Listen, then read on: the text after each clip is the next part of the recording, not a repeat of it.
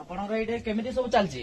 ଆଜ୍ଞା ଆପଣଙ୍କର ଚାଲିଛି ସବୁ ଠିକ ଠାକ ଚାଲିଛି ଏଇଠି? ଠିକ ଠାକ ଚାଲିଛି କିନ୍ତୁ ଆମର ଗୋଟେ ରୋଷେଇ ଘର ନାହିଁ ଆଚ୍ଛା ଆଚ୍ଛା। ଆଉ ଆମେ ରହିବା ପାଇଁ କିଛି ନାହିଁ ରୁମ୍ ତାପରେ ପାଣିର ଅସୁବିଧା ଆଚ୍ଛା ଏମିତି ହେଇକିରି ବହୁତ କିଛି ଅସୁବିଧା ଅଛି।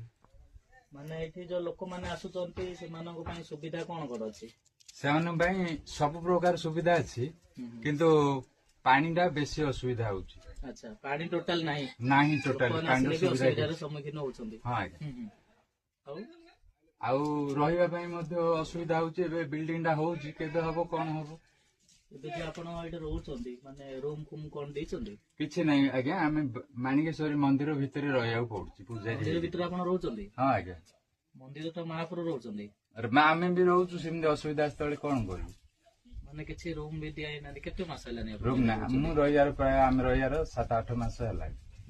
ଆଉ ତା ଆଗରୁ ଯୋଉ ଥିଲେ ସେମିତି ଆଜ୍ଞା ସେ ଭିତରେ ହିଁ ରହୁଥିଲେ ହଁ ଆଜ୍ଞା। ମହାପୁରୁଙ୍କ ଭିତରେ ହିଁ। ହଁ ତ ଛୁଆଁ ଛୁଇଟିରେ ବି ବହୁତ ଅସୁବିଧା ବି ହଉଥିବ ସେଇ ଟାଇମରେ? ହଁ ଆଜ୍ଞା ଅସୁବିଧା ଯେ ଆଉ ଛୁଆଁଛୁତି କିଛି ମାନିବାର ନାହିଁ ମନ୍ଦିର ଜାଗାଟା ଆଉ ସେମିତି ମାନିକି ଗୋଟେ କିଛି ରୁମ୍ ଦେବା କଥା ନା?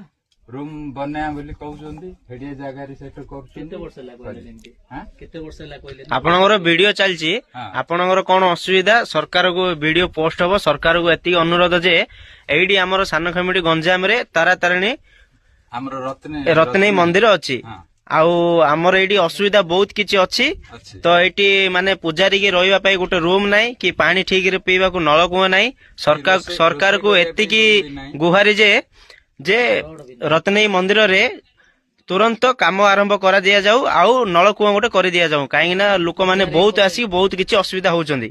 ଆଜ୍ଞା ହଁ ତ କୁହନ୍ତୁ ଭିଡିଓ ଚାଲିଛି। ହଁ ଆମ ପାଇଁ ବୋଲିକିରି ପାଣିର ବ୍ୟବସ୍ଥା ଦରକାର ଆଉ ମାଙ୍କ ପାଇଁ ବୋଲି ରୋଷେଇ କରିବା ପାଇଁ ରୋଷେଇ ଘର ଗୋଟେ ଦରକାର ଆଜ୍ଞା। ଆଉ ଆମେ ରହିବା ପାଇଁ ବୋଲିକିରି ବାସସ୍ଥାନ ଗୋଟେ ରୁମ୍ ଗୋଟେ ଦରକାର ଆଚ୍ଛା ଆଉ ଯାହା କିଛି ରାସ୍ତାଘାଟ ଆମର ଯେମିତି ସୁବିଧା ହବ ସେଇଟା ବି ଦରକାର। ଲୋକ ଆସିବା ପାଇଁ ଅସୁବିଧା ହଉଛି ଆଉ ଲୋକ ମଧ୍ୟ ରାସ୍ତାରେ ପଡୁଛନ୍ତି କାହିଁକି ରାସ୍ତା ବେଶୀ ତୋକଡ ଅଛି ସେ ବ୍ୟବସ୍ଥା ଦରକାର। ଠିକ ଅଛି। ଏଇ ଭିଡିଓ ସରକାର ପାଖକୁ ଯିବ ହଁ କେତେ ଶୀଘ୍ର କାମ ହଉଛି ସେଇଟା ଦେଖିବା। ହଉ ଆଜ୍ଞା ନେକ୍ସଟ ଆପଣଙ୍କର ଭିଡିଓରେ ଇଚ୍ଛା ଆପଣଙ୍କୁ ସରିଲା। ଜଣେଇବା। ହଉ ଠିକ ଅଛି ହେଲା ନମସ୍କାର। ଆଜ୍ଞା ହଣ୍ଡା ହାଣ୍ଡି ପଇସା ହୁଣ୍ଡିରେ ପକେଇ ଦିଅନ୍ତୁ।